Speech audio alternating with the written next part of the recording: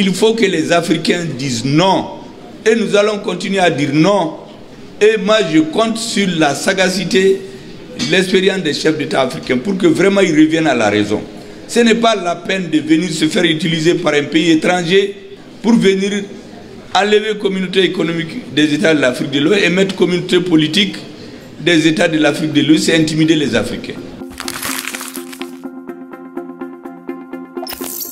Encore une bataille gagnée par le Mali, un pays très fort, un pays que j'aime beaucoup. On a un discours ici très intéressant qu'on a redécouvert encore une fois, mais je trouve que c'est très important de le revoir et je pense qu'il faudrait que je le partage avec vous.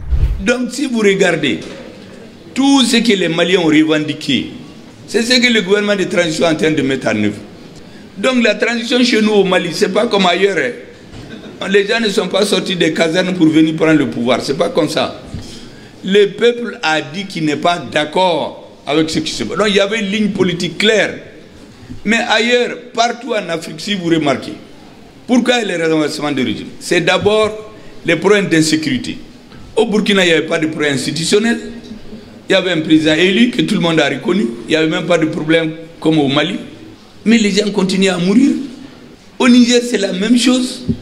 Dans d'autres pays, c'est les coups d'État constitutionnels. Des gens modifient la constitution. Ils se prennent, ils tuent des milliers de gens, personne n'en parle. Et dans un pays à côté, c'est ce qui s'est passé chez nous. Ou bien on utilise la justice pour casser tout ce qui ne vous plaise pas. Mais ça, ce n'est pas de la démocratie. Ça, on fait la démocratie ailleurs, mais chez nous, on amène la démocratie DCI, c'est-à-dire dénominateur commun international. Vous faites ce que vous voulez, vous mettez les gens en prison pourvu que le président soit apprécié par les autres. Quand l'élection finit, avant que la Cour constitutionnelle ne dise les résultats, il y a un président là-bas qui le met à le féliciter. Et puis il téléphone à tous les autres et ça plaît à la télé pour intimider la population, pour vous dire que vous acceptez ou non, il est élu. Mais c'est au Mali qu'on voit ça, avec la démocratie DCI là qu'on voit ça. Comment est-ce que vous allez féliciter un président avant l'avis de sa Cour constitutionnelle? Mais c'est ce qu'ils ont fait au Mali. Donc partout il y a les changements de régime. C'est l'insécurité, le terrorisme ou bien les coups d'État constitutionnels. On a compris pourquoi l'Afrique n'avance pas. C'est un groupe de personnes particuliers qui veulent s'enrichir. C'est simple. Ce n'est pas très compliqué. Si dans votre pays les gens sont levés, ils veulent vraiment un changement particulier, le pays changera. Le pays ira de l'avant. Les gens ne mourront pas de faim.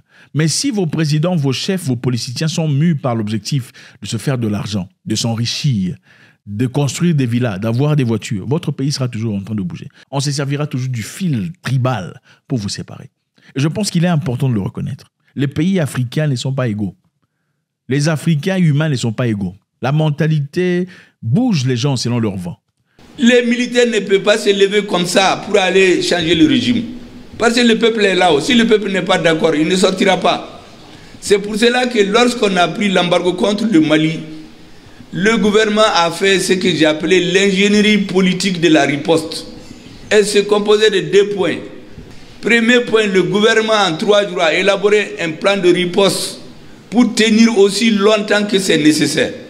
Quand on a fini, on a remis toutes les copies au président. Même moi, je n'ai pas gardé. Pour que lui seul, il sorte les cartes au fur et à mesure. On nous a dit qu'on va tenir 1 semaine. On a tenu 7 mois. Ceux qu'on a mobilisés pour venir nous déstabiliser ont été eux-mêmes déstabilisés par le peuple. Le deuxième élément de l'ingénierie politique, c'est qu'on a dit au peuple de sortir. Le président Assimi Goïta a dit aux Maliens, sortez pour dire que vous n'êtes pas d'accord. C'est le 14 janvier. Ce n'est pas un parti qui l'a organisé. C'est le peuple ce jour-là. Moi, je suis dans un mouvement politique, il y a certains qui ont dit qu'ils ne vont pas. Mais quand ils ont vu que ça marche, ils ont allé se photographier là-bas. Hein. Le peuple est sorti, 4 millions de Maliens dans les rues de Bamako. C'est du jamais vu depuis l'indépendance. Il n'y a pas un lieu où il y a un Malien à l'extérieur où il n'est pas sorti. Mais aucun président ne peut mobiliser 4 millions en un jour, aucun pays africain. D'ailleurs, chez nous, les présidents ont été élus avec 1 800 000, 1 200 000. Cette fois-ci, plus de 4 millions. Parce qu'on m'a donné des statistiques qui vont à 5 millions. J'ai dit, arrêtons-nous à 4. À Bambo. Et c'est ce jour que le président a nommé la journée de la souveraineté retrouvée. C'est ce jour-là que le destin de la transition s'est joué. Si les Maliens n'étaient pas sortis ce jour-là, nous allions tirer les conséquences. Mais les Maliens ont dit non, il faut continuer. Et nous avons continué. Voici la situation au Mali. Elle est différente de chez les autres. Mais chacun a ses problèmes.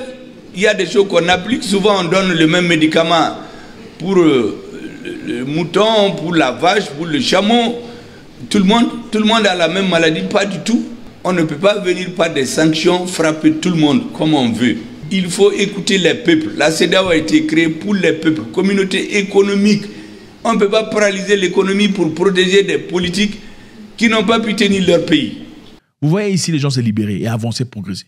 On faisait du bruit ici, disant oh, le Mali, le Burkina Faso, le Niger. Regardez-le maintenant. C'est une force qui est opposée à la CEDEAO pour les bonnes causes, pour les vraies causes, pour leur population. Ils ne sont pas là en train d'être bougés ou en train d'être influencés par une force extérieure. C'est de ça qu'il s'agit. L'homme doit vivre et peut mourir pour quelque chose de noble. Si on n'a pas chez vous, je suis triste pour vous. C'est malheureux. Et c'est fort de voir ce mouvement, ce groupe de Maliens qui se sont levés, se sont mis main dans la main, malgré la pression appliquée sur eux. On espérait que la population s'élèverait contre le gouvernement.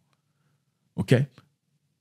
On a bloqué les ports, on a bloqué les entrées, dans le but que la population malienne se lève contre le gouvernement. La population était là derrière les chefs. Aujourd'hui, regardez-les. Ils sont en train de partir, d'avancer. Et qu'est-ce que les gens font? On veut faire un état de droit. Mais tu ne peux pas construire un état de droit en violant tout. Si vous faites quelques discours, leçons de sciences politiques internationales, vous verrez que la CEDEAO ne va que de mal en pire. Au Mali, quand il y a eu le changement de régime, c'est le président de la commission qui s'est mis à sanctionner le Mali. Dans aucun document de la CEDEAO, ce n'est pas de son pouvoir, c'est du pouvoir du chef d'État. Deuxièmement, les sanctions n'existent nulle part dans les documents de la CEDEAO. Nulle part. Troisièmement, la Convention des Nations Unies sur les pays sans littoral interdit formellement de faire un embargo contre un pays sans littoral. C'est le cas du Mali et du Niger. Ensuite, nous avons entendu les nouvelles autorités nigériennes dire qu'ils dénoncent des accords avec un pays étranger. Et puis, le régime change au Niger, c'est dans un autre pays qu'il y a une réunion du comité de défense. Ça, c'est quoi ça? Pendant que les Nigériens se cherchent, c'est d'autres qui se réunissent, ils font une réunion du comité de défense. Et vous savez la conclusion? Qu'ils ne vont pas quitter. Et tu viens dans ma maison, je te dis de partir, tu dis que tu ne pars pas. Mais il faut me montrer tes papiers qui t'autorisent à rester. Parce qu'il y a quelque chose de très sérieux. Je veux que les Nigériens l'écoutent très bien. Les accords de défense qui sont entre les États, ce n'est pas entre les gouvernements. L'accord de défense a été signé par l'État français. L'État nigérien l'a dénoncé. Ce n'est pas une question de gouvernement. Dire que c'est un gouvernement légitime qui a signé, ce n'est pas ça. C'est dans les relations internationales, les accords sont signés entre les États. Ce n'est pas entre les gouvernements. Donc ils cessent de nous intimider. Et les Nigériens n'ont qu'à leur retourner les leçons de sciences politiques. Parce que les gens font du n'importe quoi. Allah a lieu moi. L'article 4 des textes qui statuent l'UEMOA interdit carrément l'embargo financier ou bien se mêler des finances d'un État. Donc vous ne pouvez pas du début à la fin violer les textes et venir nous dire que c'est pour construire un État de droit. Il faut que les Africains disent non. Et nous allons continuer à dire non. Et moi je compte sur la sagacité, l'expérience des chefs d'État africains pour que vraiment ils reviennent à la raison. Ce n'est pas la peine de venir se faire utiliser par un pays étranger pour venir enlever la communauté économique des États de l'Afrique de l'Ouest et mettre communauté politique des États de l'Afrique de l'Ouest et intimider les Africains. Merci infiniment les amis, c'est toujours avec grand plaisir. Je pense que les Africains doivent comprendre qu'il n'y a pas de développement sans connaissance. Félicitations aux Maliens, encore une fois, très inspirant. Vous voyez le Mali en train de partir.